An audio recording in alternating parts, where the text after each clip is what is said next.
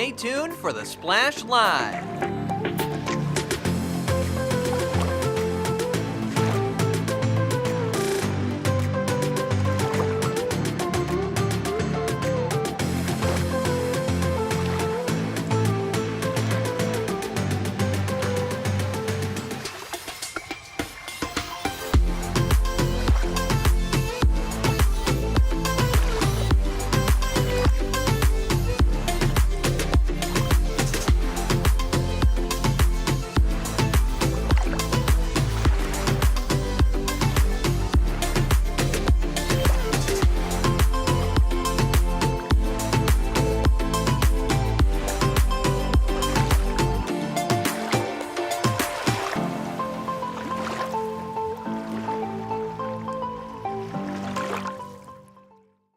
It's time for the Splash Live from Civic Center TV, featuring stories from and about people like you in the Greater West Bloomfield area. Simulcast on cable, 89.3 Lakes FM, social media, and the web. Now live from Green Media Center on Walnut Lake Road, it's the Splash Live. Live, local, social. It's the Splash Live on Civic Center TV and 89.3 Lakes FM. Happy Veterans Day, everybody, and welcome to the Splash Live. I'm your host, Jake Sheff, going over all of the biggest news and events from right here in Greater West Bloomfield. As I said, today is Veterans Day in Greater West Bloomfield, a time where we celebrate the hard work and dedication of the heroes and veterans of not only the Greater West Bloomfield community, but those of the entire United States. West Bloomfield pulls out all the stops for our veterans and did so just last week at their annual Heroes Breakfast event, where our veterans were front and center in being honored for everything that they have accomplished and remembering those who we have lost. I was at the event and got to speak with several veterans on what the Heroes Breakfast means to them. Well, we've been here for each and every one, and we really appreciate West Bloomfield for doing this for us. And it's tough to be a veteran from the Vietnam era, but we do appreciate everything that has happened, and every volunteer, every service person, and this community, and thank you. It's been very, very invigorating because I'm able to see my fellow veterans and see the outreach of the community and the people who are very, very much interested in the veterans. Just the idea of being here and being recognized is the one thing that really validates everything for me. Well, first of all, just an amazing event. It feels good. This type of stuff makes you feel good. It's important not only for the veterans, but it's important for the community. And so to be able to do this, celebrate this way, just this is a standard that other communities should follow. Walking in here, seeing the attendance and what those folks are doing, and putting it on, I think this should be a benchmark for other communities. What do you have to say to West Bloomfield, especially to West Bloomfield Parks, for putting on this event every single year and to be honoring the veterans every chance that they get? An absolute huge thank you, right? It takes work. These things just don't happen. So it takes people that'll volunteer and do other things to make it happen. So I guess I just want to say a big thank you and keep doing it and encourage others to do the same. About the people here today, everybody visiting this event, to be learning from the veterans and to be joining part in this moment together, what do you hope they take away from being a part of something like this today? Well, I hope that they take away that those things that we were told while we were on active duty. Never forget to give back to the community, because the community has given you so much, and that's important. Freedom is not free, and that's the thing that we need to always keep in mind, and especially with the people that didn't come back, my brothers and sisters that we miss and we'll never forget. Community service and those at the home front are just as important as us when we deploy, because you got to come home. And what do you come home to? And so I think having this event and having those others attend is as important, if not more important, than the veterans coming. Because we get together and share an old story, but really seeing the other community members there makes events like this special. It was such an honor to be able to speak to so many veterans who've worked so hard to keep our country safe. And there were plenty of other moving and powerful moments that came from this beloved event in Greater West Bloomfield.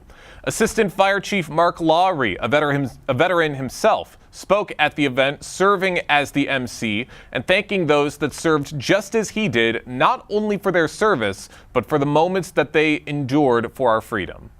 This is hard because I have plenty of stories that I don't share either. But I'd like to recognize that each of you have stories that you don't share. And I would like to look each of you in the eye and say thank you for living those stories that you don't share. Because you lived them, you allow us the privilege to live under the stars and stripes. Very, very powerful words from Fire Chief Mark Lowry. And the keynote speaker, Brigadier General Scott L. Myers from the Michigan National Guard, saluted servicemen and women and beyond our armed forces, commending all who give back with great risk. You still have individuals within our communities willing to put up their right hand and do something bigger than themselves. And it's not just soldiers, it's not just airmen or Marines. Where are my police at? We got any, I know the police were in the house. You know, every day they're putting their life on the line for us. Where are our firemen at? You know, there's others in the community that put service before self. But those here today, the veterans that are here today, I just a special thank you, because when I look at your faces, I see my brothers who I've served with. Some of them might look a little bit younger than you do, but I just love looking at the youth that are signing up and carrying on that torch. That's right. It's very, very powerful moments. And this is a day where we celebrate everything that our veterans do, everything that they've sacrificed for us, and everything that they continue to do to keep America and to keep our country safe and to keep their families safe and to spread along these messages of hope to everybody that they see. And Mark Lowry extended a thank you to all of our veterans for everything that they do. I'd like to thank the veterans who showed up here today.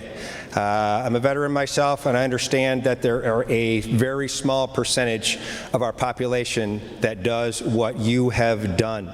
This is a very full room this morning, and it's great that we have a wonderful turnout, but you represent a very small portion who provides the liberties and freedoms that the rest of us enjoy. So thank you for coming and allowing us to serve you today. And a big thank you to all of those veterans as well. Now, if you want to check out the full Heroes Breakfast with Greater West Bloomfield, you can head to civiccentertv.com/heroes25 to see the entire event. Once again, that is civiccentertv.com/heroes25. Snow has begun to fall in Greater West Bloomfield, which means that colder temperatures are on the horizon, and the ever frustrating task of managing our vehicles for the winter is now upon us. It won't be long until snow begins to cover the roads and ice becomes a constant issue, which is why it's important to remind the community how to navigate the changing road landscape. Craig Bryson, the Senior Communications Manager of the Oakland County Road Commission, joins us now on the Splash Live to tell us more. Craig, thank you so much for joining us today. Thank you for the opportunity. Of course, very, very important conversation to be having. We've all been seeing the snow come down in Michigan, the first snow of the season, and it's just reminding us of what is to come. So as the temperatures begin to drop, what are some key things Oakland County residents should keep in mind when driving on local roads? Well, the first and foremost thing we always tell people is to please slow down. We'll be out doing everything we can, but we can't guarantee that there won't be some icy, slushy spots. So please slow down, drive appropriately for conditions. Every year at the beginning of the season, we see people driving too fast and putting themselves and potentially others at risk. So please slow down when the weather is inclement. That's right. And this stuff could happen at any time of the day. But I'm curious, are there certain times of day or types of roads that tend to become more dangerous once the temperatures start to dip below freezing? Absolutely. You know, first and foremost, the morning and evening rush hour, when we have the most traffic on the road, is always the most dangerous. You have the most people crowding into roads that are sometimes over capacity. Any time of the day, depending on when the weather hits, can be challenging. But when the most traffic is out is when we're most concerned, and we're trying to get the roads as clear as possible. But of course, any time of day, please just drive for conditions. That's right. Always be wary of what is on the road. Now, I'm curious, how is the Road Commission preparing for the upcoming winter season in terms of maybe equipment or salt supplies or even staffing? Yeah, all of those. We've now completed our fall winter maintenance training. We go to every garage, sit down with all the drivers and review all the procedures, all the practices as far as how to drive, safety techniques, truck maintenance techniques. Our mechanics have completed, although it's an ongoing process always, but they've completed the fall review of all the trucks. The trucks are ready to go. We've got all of our salt facilities full, which means we've got about 37,000 tons of salt in 6 storage facilities across the county. So we are ready. Wow, 37,000 tons of salt. Is that what you said? Yes, that's how much we have on hand when we have all of our salt facilities full. We use an average of about 64,000 tons per year. So, that's a little bit more than half of what we'll use in an average year. Wow. I mean, that certainly does help put things into perspective about just how much you guys prepare for this sort of stuff and just how much work goes into keeping our roads safe. And I am curious, Craig, with the winter season coming along, because you guys do great work in keeping our roads safe, but of course, I'm curious, are there maybe some new technologies or strategies that the Road Commission is going to be using this year to maybe improve efficiency and response times, especially during snow and ice events? Well, there's a couple of things. We finally got 34 new trucks in this year, late this year, that we literally had ordered during COVID, and they finally came in. The delay in getting equipment has been crazy for the last couple of years. We're finally getting those trucks out on the road. Those trucks offer some new technologies. Traditionally, salt trucks had a single salt spreader in the back that spread the salt. Some of our new trucks have dual salt spreaders on each side of the back of the truck that allows them to salt a wider area. We can do multiple lanes at once. Some of them even have salt spreaders on the side of the truck that can spread the salt out to an additional lane towards the side. Those things make us more effective. We can salt more lanes at the same time. Almost all of our trucks now have the wing plows that fold out from the right-hand side, so we can plow an additional lane or shoulder at the same time, again, making us more efficient. All of our trucks are equipped with the green lights now that make them more visible. Even in a blinding snowstorm, those green lights can be seen from further away, which is a safety issue. So lots of new technology, and being inside of those trucks is kind of like being in a fighter jet. There's so much technology in the trucks now. We have cameras on the front of the trucks that we can monitor what they're seeing, so our management people can look at any of the trucks that are out there and see what the road conditions are like. They can monitor the amount of salt that's being spread anywhere to make sure we're putting down the right amount of salt for the conditions at that moment. Lots of technology on these trucks these days.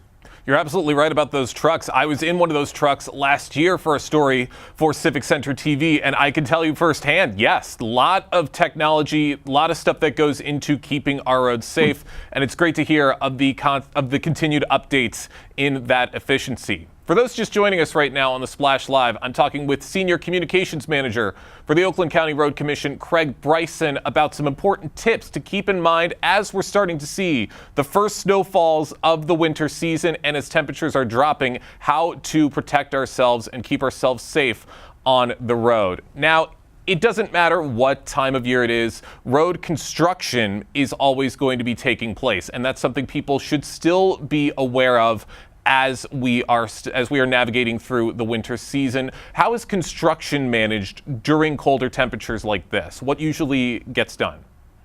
Well, most of the construction that you'll see in the winter is emergency repairs, things like water main breaks, sewer breaks. Most of the main road construction will wrap up typically by the end of November or so. A few projects, they'll continue to do some surface work.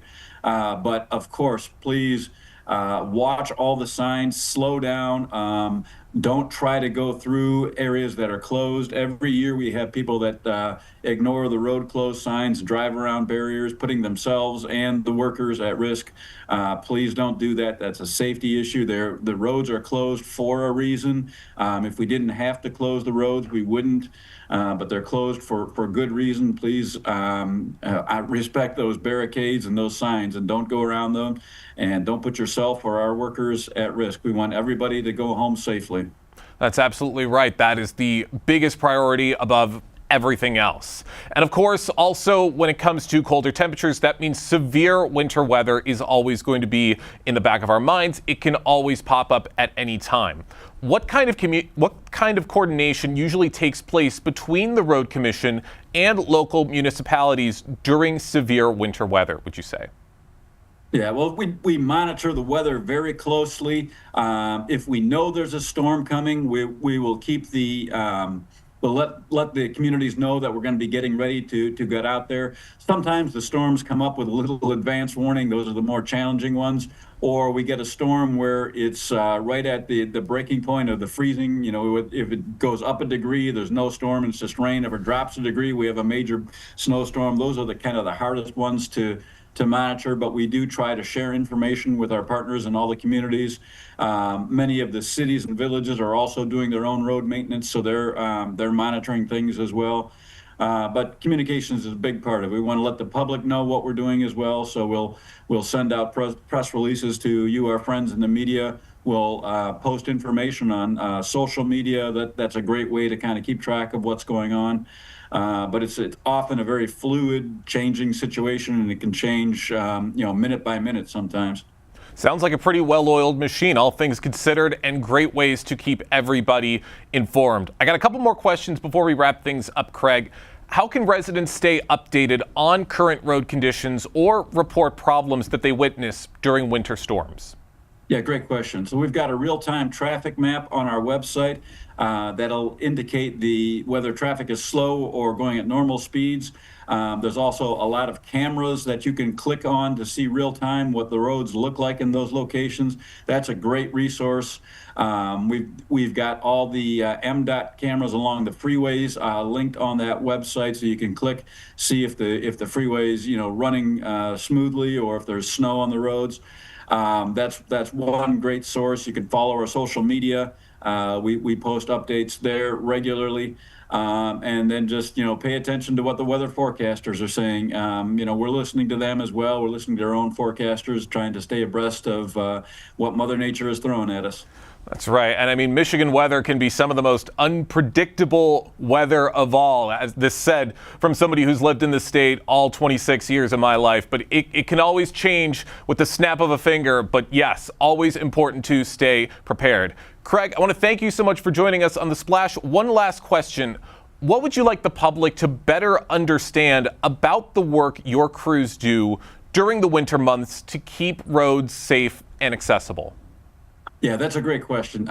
We want people to know that we will be out there when it snows. We often hear, well, I haven't seen a snowplow, so you guys must not be out. The reality is we cover 2,700 miles of county roads and 230 miles of state highways. And when we have our maximum coverage out, we've got about 109 trucks, 19 road graders, and potentially 18 pickup trucks. So the likelihood of you seeing one of those trucks during your commute is probably statistically fairly low. That doesn't mean we're not out there. Just because you don't see our trucks doesn't mean we're not out there. We monitor the weather very closely. When it's snowing, or in the cleanup of period after a storm, we are out there. You may not see us, but we're out there working hard, and our drivers are out around the clock during those situations. And we thank people for their patience as we get things cleaned up.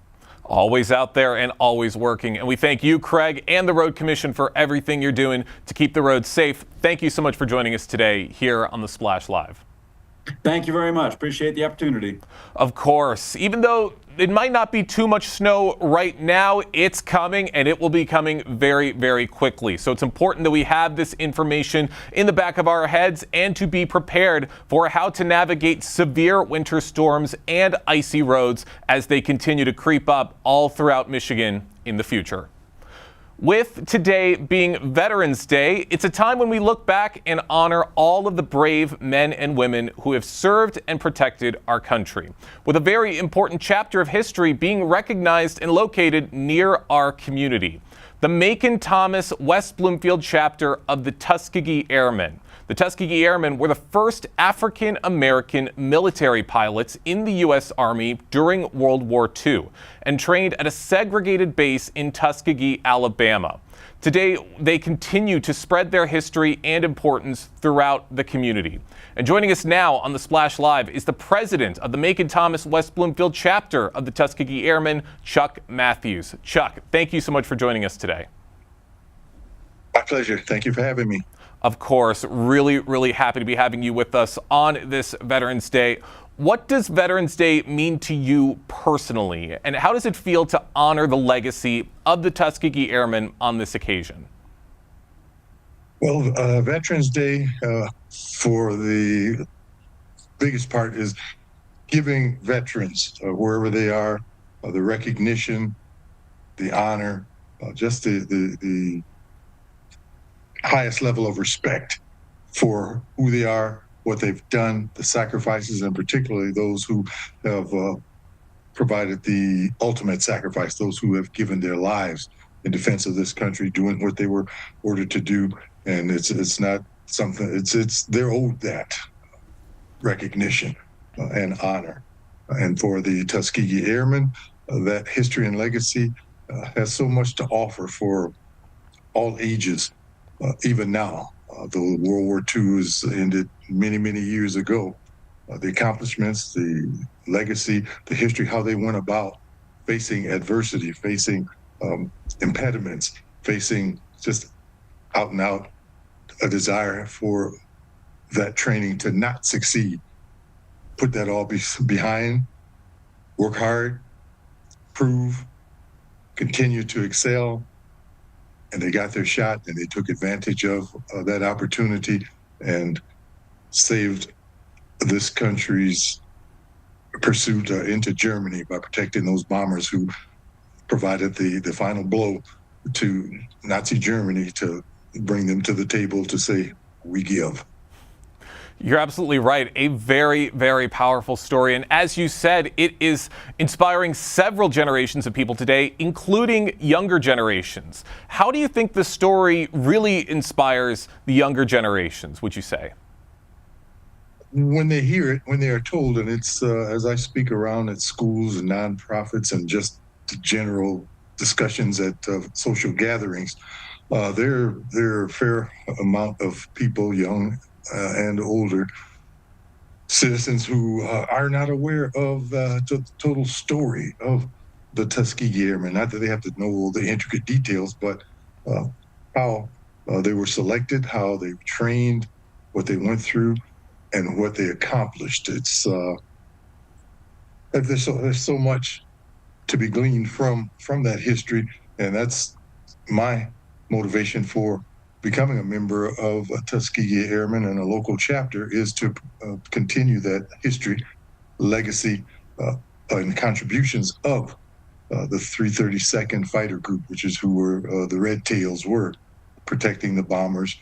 And for every bomber that is shot down, there's about 10 men whose, if they weren't a father, they'll never be a father, grandfather. Those who had families would never return to those families. So every bomber that is protected, that gets back to base, that's 10 men.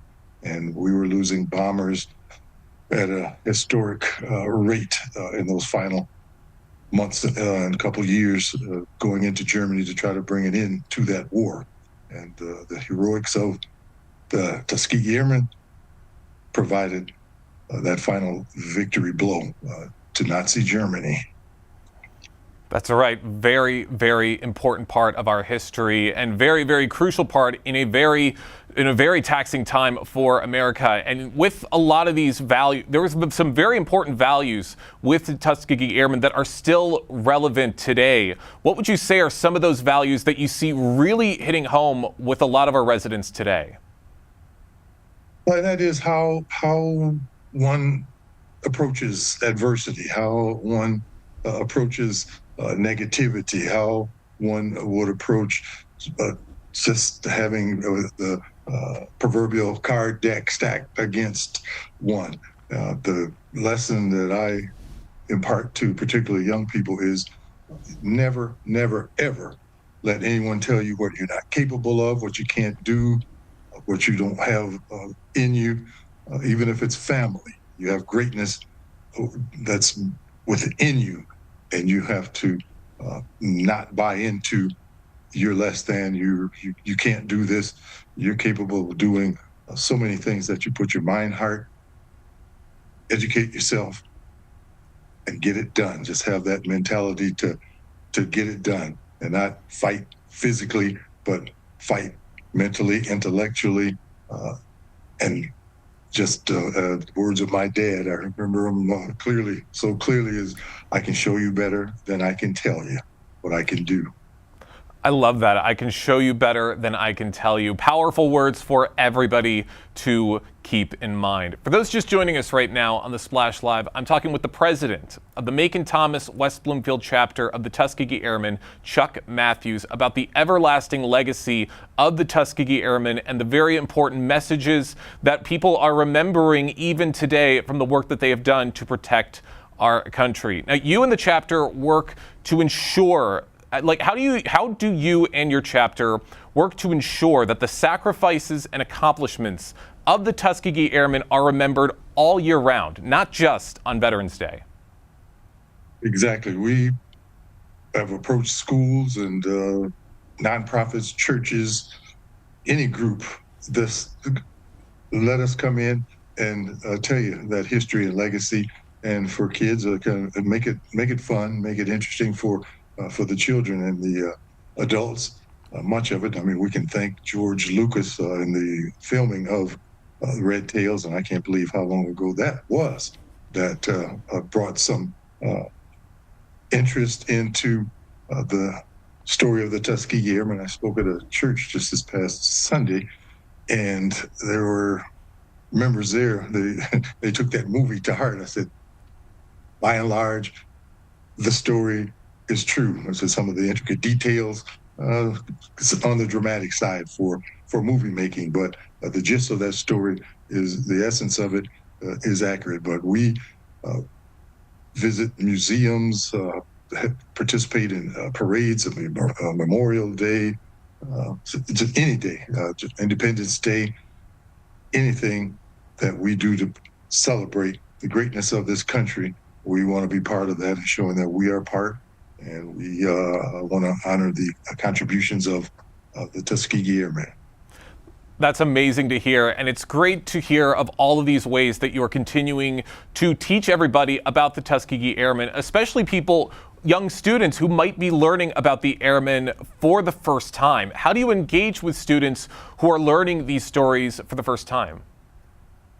We have linked ourselves with as a chapter, and we're looking even on a national basis to engage our youth in we have money management training that we do with our chapter. This teaches kids as young as 3rd, 4th grade about money, managing money, how the importance of budgeting, savings, setting goals, and how to negotiate an allowance at home, be a participant at home in what has to be done, and respectfully and effectively asking for an allowance for participating in it. So we do money management.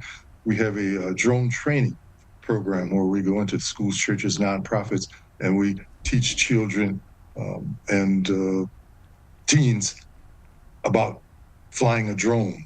And the rules and the laws of drone flying have changed dramatically since drones became popular. There are places you can and cannot fly a drone, places where kids could get their parents in some serious trouble. So we teach them the rules of drone flying and to operate drones recreationally. And we also are getting involved with 107, which is, I mean, don't be so caught up on the term and the number, 107 training, which is the introduction to pilot training. And with 107 training, one can fly drones commercially. And that is, they have the opportunity now to earn income. And that's really important for those youth whose track is not particularly going into college to be a doctor, lawyer, scientist, or any of that, or even a trade, plumber, electrician, but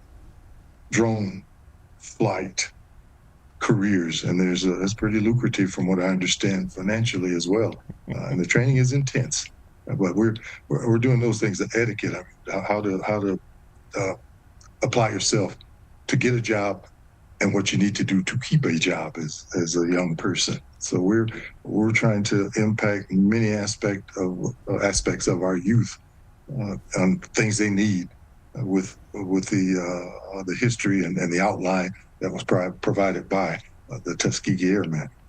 And it's amazing that the legacy of the Tuskegee Airmen has reached all the way to the people of today. Chuck, I want to thank you so much for joining us on the program today. I got one more quick question before we wrap things up. What message would you like to share this Veterans Day about service, perseverance, and carrying forward the legacy of the Tuskegee Airmen? When anyone watching this program or talks to someone who has seen this program, when you see a veteran, and many proudly wear their caps out in public, just say thank you for your service. So that is, it's just a few words, but it means so much, and do it from the heart. These veterans, many of them are struggling now with what they went through, be it World War II, not many of those left, but Korea, Vietnam, the Gulf Wars, Afghanistan.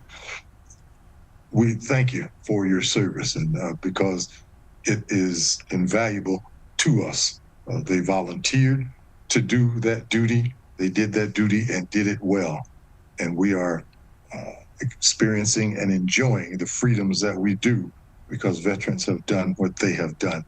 And I just want to thank veterans all over the world for what they have done, are doing, and will do in support of this great country of ours.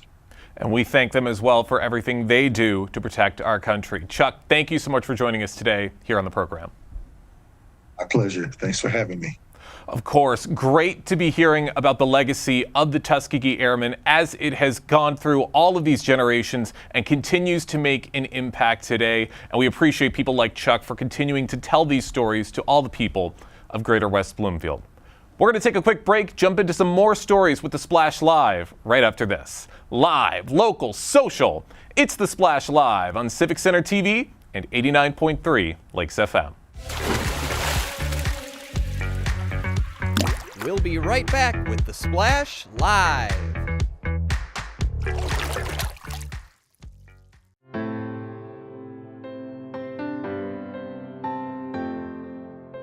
What people are watching in West Bloomfield. Civic Center TV and 89.3 Lakes FM. I'm Gina Gregory, president of the Greater West Bloomfield Historical Society. I'm excited that Civic Center TV has reached 1 million views on YouTube. Congratulations. That's just terrific. We appreciate everything Civic Center does for the Greater West Bloomfield Historical Society and the community. For us, they promote and highlight our events. It's awesome to have them available 24/7 on YouTube. I'm Gina Gregory and proud to be one in a million. This is Civic Center TV and 89.3 Lakes FM. On cable and the radio. On the web too, and on social media. Civic Center TV, television that's close to home.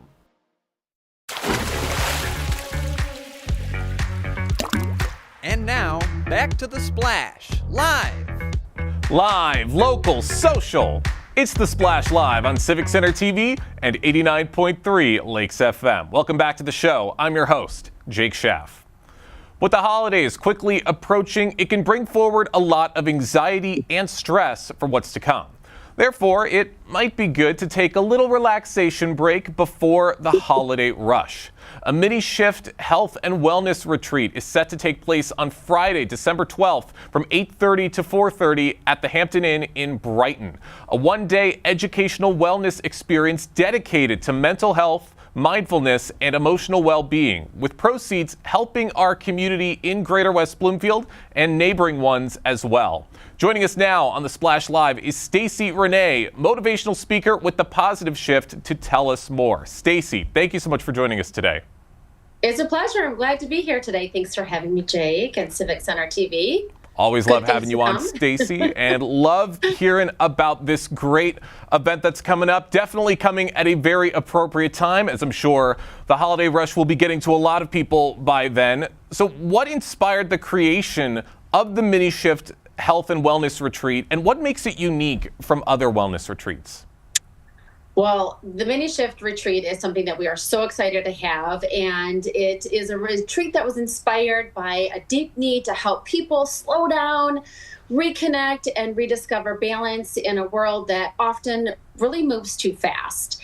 What makes it unique is that it's just not a wellness event. It's a full day of experience designed to nourish the mind, the body, and the spirit through evidence-based practices, through personal connection and interactive sessions led by certified clinicians. And we've combined education, healing, and community. So it's basically all in an intimate, supportive setting, which I think we all kind of need. I know, I could probably use one of those myself. That sounds amazing. And the theme of the event, I do want to point this out, is small shifts create big changes. How would you say that reflects the goals of this retreat? That theme is huge. Extremely huge, because the theme represents and reminds us that the transformation doesn't require massive leaps. It starts with small intentional steps, with whether it's changing for how we breathe, think, or set boundaries in these micro shift building momentum. The retreat is really going to help people identify those small but powerful changes that can improve mental clarity, emotions, resilience, and overall wellness long after the day ends. I love that, and definitely things everybody can remember and everything can relate to and take away from something like this. How do you see this retreat helping people in West Bloomfield and nearby communities improve their mental and emotional well-being? Absolutely. Well, West Bloomfield and the surrounding communities are filled with busy professionals, caregivers, and families who are constantly giving to others. And this retreat gives them permission to pause and take and invest in themselves by offering tools for mindfulness, stress reduction, self-awareness, and really empowering themselves as individuals to return to their homes and their workplace, because that's huge, and to be in a calmer environment, have a clearer mind, and feel more grounded, which ultimately strengthens not only yourself, but strengthens the entire community. That's right, and there's going to be a lot of great things at this event, a lot of things for everybody to take away and to experience as they're a part of their wellness event. Could you maybe share some of the professionals and leaders that attendees will have the opportunity to connect with at this event? Absolutely. For the leaders, the participants will meet incredible network of local professionals, from licensed clinicians, Reiki leaders that are in the business, educators, and of course, the motivational speaker. And we're proud to include voices from healthcare, wellness, and corporate sectors who are really passionate about improving mental health and improving and helping others thrive. So it's really a day where leadership meets humanity. And I think that's a huge statement right there. You're absolutely right. For those just joining us right now on the Splash Live, I'm talking with Stacy Renee, a motivational speaker with The Positive Shift, talking about the upcoming Mini Shift Health and Wellness Retreat that is set to take place on Friday, December 12th from 8:30 to 4:30 at the Hampton Inn in Brighton. Now, Stacy, as we mentioned, this event is going to be taking place towards the end of the year, towards the holiday season. How do you think this retreat will benefit individuals that might be struggling with stress or burnout as the year starts to wrap up? Absolutely. For anyone feeling drained or really disconnected, this retreat offers a reset through sound therapy, mindful movements, and guided hypnotherapy. And we are really going to help participants quiet the noise and really reconnect with their inner calm. Even one day of intentional focus and well-being can reignite motivation, improve emotional regulation, and restore the balance that really we get burnt out, that burnout steals from our souls, I'd like to say. It's something that everybody deals with. It's something I've certainly dealt with at times in my life. I'm sure everybody watching can relate to this. So there's lots of things people can take away. Could you share a little bit, maybe the types of sessions that participants can expect to see at this event and how they're designed to create a meaningful transformation? Absolutely.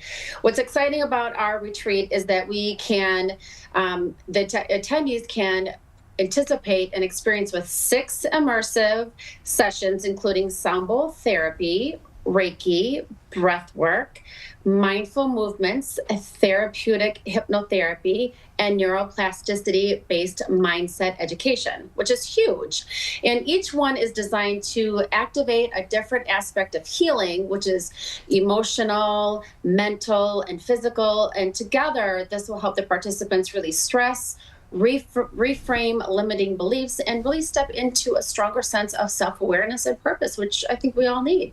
You're absolutely right, especially at a time like as the year is wrapping up. It's the perfect time for a mental reset. Stacey, looking ahead, what are your hopes for how wellness events like this one will continue to grow and support personal development all across Oakland County, and especially in Greater West Bloomfield? Our goal is to make this the very first mini shift retreat that will really uplift the community year after year. And we hope to expand our partnerships with local organizations, school, businesses, and continue promoting mental health and wellness and personal growth, because it's important. When communities make well-being a shared priority, everybody wins, and that is so true. Individuals will flourish, workplaces will improve, and the community becomes stronger and really feels more connected, which is why we're really trying to involve the community as much as we can with sponsorships, with sending people from their own corporation, and maybe even have some sort of incentive for their employees at the workplace and send them to show that, yes, we do care about your health, mental health and wellness. And at the end of the day, when they come back, they'll feel refreshed and they're like, okay, this is something that we need to bring into the workplace. That's right. And when one person starts to feel better, that helps improve the wellness of everybody around them. You could definitely say it truly is a positive shift for wellness. Stacey, thank you so much for joining us. Where can people go to gain a little more information about this event? Absolutely. They can either email at info@minishiftalk.com. They can reach out and call. You can get that information by really just going to the website, www.minishiftalk.com. Or most people in the community know me, just reach out and call. I'm only a phone call away. Thanks, Jake. Absolutely. Thank you so much for joining us today, Stacey. Can't wait to see a lot of people out at this event. Thank you so much. Once again, the Mini Shift Health and Wellness Retreat is set to take place on Friday, December 12th at the Hampton Inn in Brighton. Hope to see a lot of people out there to kind of take that very important mental reset just in time for the new year. Mojo, a beloved voice and influential figure in Michigan radio who just so happens to be a West Bloomfield native, was recently inducted into the Radio Hall of Fame, recognizing his decades-long impact on broadcasting. His induction honors his exceptional career, longevity, on-air personality, and connection with Michigan audiences who have followed his work for years. I recently had the incredible honor of speaking with Mojo himself about his recent honor and what his career in radio has taught him. Mojo, great to have you with us. Hey, this is great. How you doing, Jake? This is awesome, and an honor to be able to be one of the million here. It is an honor to be speaking with you, Mojo, and a big congratulations on your inductment into the Radio Hall of Fame. Let's get started. What was your first reaction when you found out this incredible news? It's actually on our Mojo in the Morning Instagram and Facebook. They were taping it at the time. I cried. I got emotional. I started, Jake, the way that you are doing this right now. I started local cable access in my hometown in the suburbs of Chicago.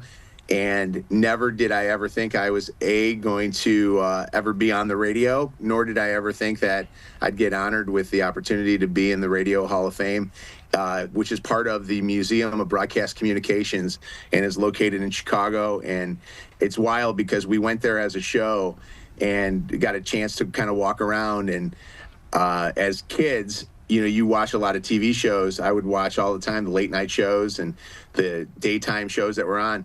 We were amongst, people that were in there, like the legendary Johnny Carson, Jimmy Fallon, as well as Bozo the Clown, like all these people, and then all the other radio people like Casey Kasem, J.P. McCarthy from, Michigan, television people like Bill Bonds, who Bill is also a West Bloomfield resident. And so it's a very cool experience, and honestly, it's a complete honor, and I don't think I deserve it, but I humbly accept it, and I hope I can become rich because of it.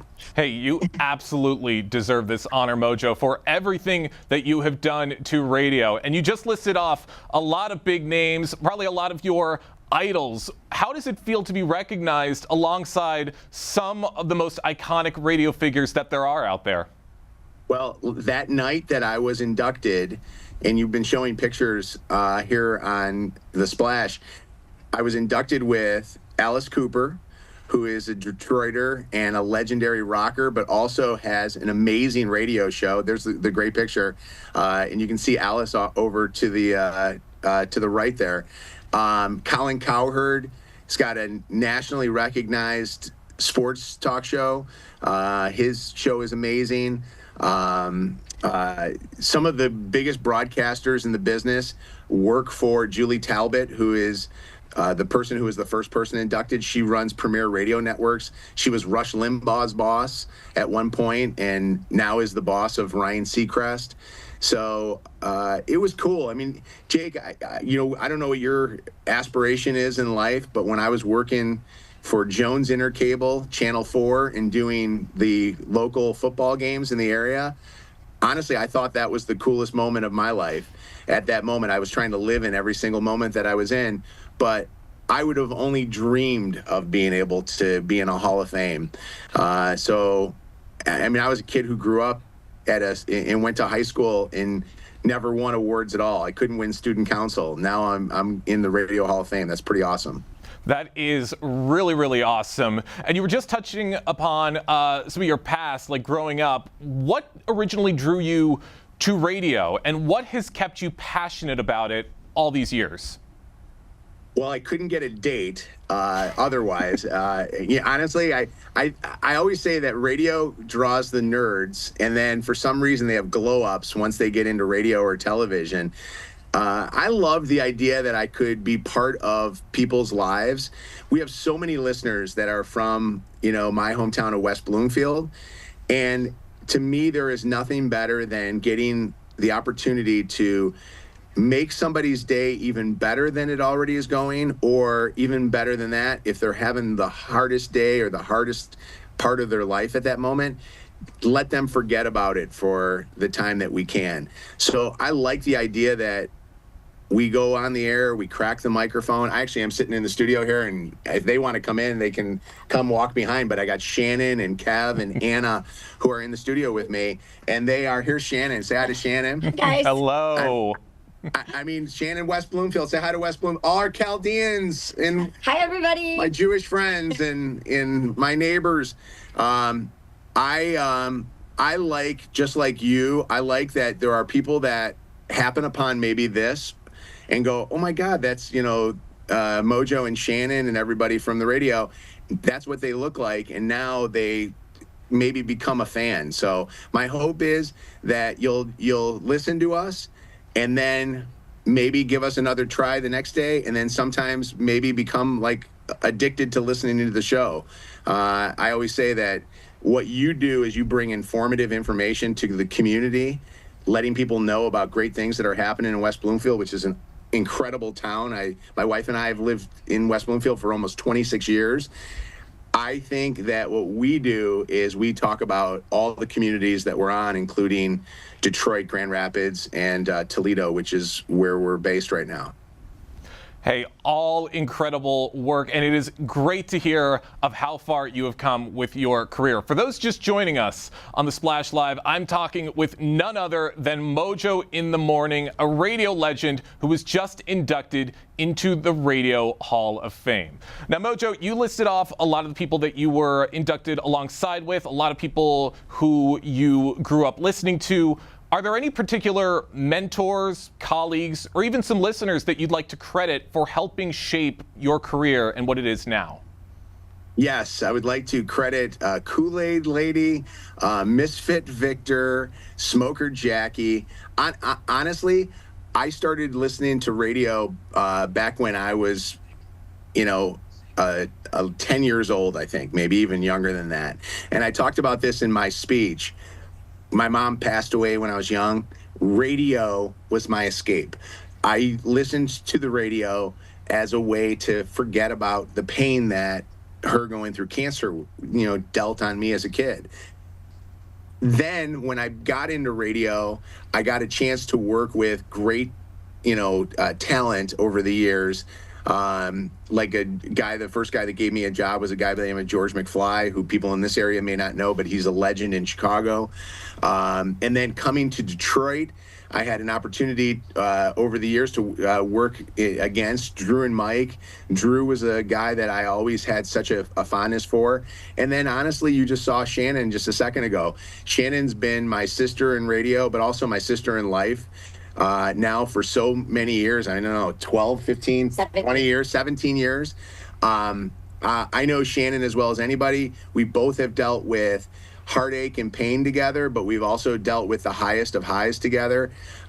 She keeps me sane and sensible in the studio, and I get a chance every day to work with Kevin and Anna and two great Chaldeans, Lydia and Bianca, who are incredible people. So honestly, I would say my mentors right now are truly everybody that every single day that I get a chance to work with, who come to work at a very ungodly hour of the morning and put on the greatest show, I think, in the history of Detroit radio.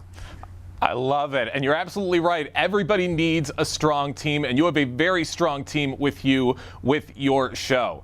Now, Mojo, you said that you have been on the air for about 17 years. What do you believe has been 17? My apologies. No. Shannon's been with me. So in Detroit, it's Detroit Mojo in the Morning is going to be 26 years old on February 21st. I've been on the radio. I'm 55. I've been on the air since I was 18 years old, and then when I was 17 was when I worked in cable. So I've been doing this way longer than I had ever thought I would. And honestly, I don't know anything else. If West Bloomfield wants to hire me as a crossing guard, I'll stand out in front of Orchard Lake Middle School and I'll hold that sign. But I'm hoping to do this until the end. That's fantastic. And like you said, long time on the radio. What do you believe has been the key to maintaining such a strong connection with your audience over the years? Being able to move with the times, to understand that you can't rest on your laurels. You got to come every single day, and having the trust that when you don't come in and have a good show, that the listeners know what a good show sounds like, and they'll be back the next day, and you just got to make sure you bring it. I always say that, we're like the the New England Patriots, that have won so many different Super Bowls. People always know what it's like to win a Super Bowl. The year that we don't win a Super Bowl is when they'll talk the most. We're going to have bad days, but you know what? our goal is we're going to try to come and bring it the next day and make it just as good. And then the other thing too is living in the community. People see me in West Bloomfield. Like people know where we all live because we talk about where we live and what we're all about. And I think that just like the fact that I've taken to West Bloomfield as my hometown, I think that people get that, and they don't want to hear a nationally syndicated show. So that's always been a plus for us. Well, you have made such an impact, and I cannot wait to see what else there is to come in the future with you, Mojo. There's so much more to see. And going back to the Hall of Fame recognition, how do you hope that this recognition reflects on your legacy in broadcasting? Well, I'm not dying and I'm not retiring. So I hope that people, usually in sports, you only get a Hall of Fame when you're retired. So I hope that people don't think that this is the end. I still have many more years that I want to do this. And I think our show has many more years of doing great radio. But I hope that the legacy of what we all do and what I do personally is that people say there was humility in what they did, but damn, they were really good and always, came to work every single day trying to do the best job that they possibly could. And people look up to you every single day. Once again, Mojo in the Morning joining us on The Splash this morning to talk about his recent induction into the Radio Hall of Fame. Now, Mojo, as somebody who's been in radio for quite a long time, a lot of people look up to you. A lot of people see you as a source of inspiration. What advice would you give to young broadcasters trying to make their mark, especially in today's fast-changing media environment? I would say don't ever give up. Accept every opportunity that comes your way. My first on-air job came because somebody called in sick 10 straight days in a row, and there wasn't anybody to fill in on the 10th day. So I was always there hoping that I would get the call to be the person that would go on the air. And I knew that the moment that I was put into the game, I was going to give it my all. So in life, no matter if it's radio or if it's becoming a teacher or a police officer or firefighter, whatever it might be, always be there, always show up, always be willing to take whatever job that they're willing to give, and then give it your all. And if you got talent, they'll see that. And in my case, I don't think my talents were what got me to this point. I think it was definitely the hard work and the dedication of making sure that each and every day I was going to be great for whoever I was working for. Hey, hard work and dedication means so much, and it's what everybody needs to get to where they want to go. Now, Mojo, radio has always been about connecting with people. What would you say has been the most rewarding part of that connection for you? Well, we are about to get into the holidays here right now, and our Mojo in the Morning Breaking and Entering Christmas Wish program, which year after year we've always made sure that we had at least a resident from West Bloomfield. We get help through the West Bloomfield PD and the West Bloomfield Fire Department, where they'll help us nominate some families. But that is one of those things where I want to plug this because and I know West Bloomfield is always thought of as an affluent area, but there's not nobody understands that there's people struggling in a town like West Bloomfield. And now with everything, being the way that it is in our country, there are even more people struggling. I want people to go, our West Bloomfield residents, go to mojoswish.org and send us a letter that we can grant a wish for you so that every kid, every family can have a holiday, whether you're going through illness or you're going through financial hardship. Don't be proud, put that aside and tell us what's going on. That, I think, has been a great legacy. We started this 501c3 after just literally dipping into our own personal pockets and granting wishes using like as little as $1,000 to spread amongst a number of different people. And now we've almost raised $1 million over the years to break the break into people's homes, so to speak.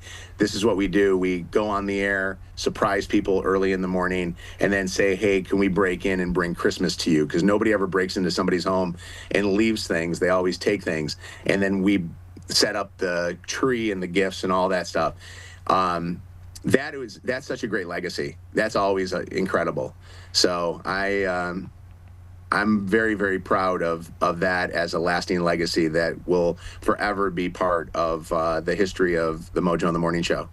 I love it. I love hearing about all the work that you're doing to give back to the community. That's so great to hear, Mojo, and we appreciate everything that you do. I'd love to keep talking with you, but I got one more question before we wrap things up. Now that you've achieved this milestone, what's next for you, either personally or professionally? What's next? I'm going to Red Coat for a burger. No. Honestly, what's next is to wrap this year up strong and to come back and continue to just keep doing great radio. I'm hoping that the Lions win a Super Bowl, Pistons win a NBA championship, the Tigers win the World Series, and the Red Wings win a Stanley Cup. Honestly, nothing is ever different than from getting the award to not getting the award. It's the same thing. I drive Orchard Lake Road every single day to and from, and I know when the construction's going on and when there's no construction. So I don't know. Maybe I'll run for West Bloomfield supervisor or something like that. I don't know. I actually have had people ask me if I would ever get into politics. And the problem is, I got too much of a bad past. There's no way that anybody would ever allow that. I mean, I'd vote for you. I think you do so much greatness around the community and across the radio airwaves. I cannot wait to see what's to come. Mojo, thank you so much for joining us here on the program today. Thank you. I appreciate it. And thank you to what you do, because honestly, when there's nothing on television and I'm looking for something, I watch The Splash.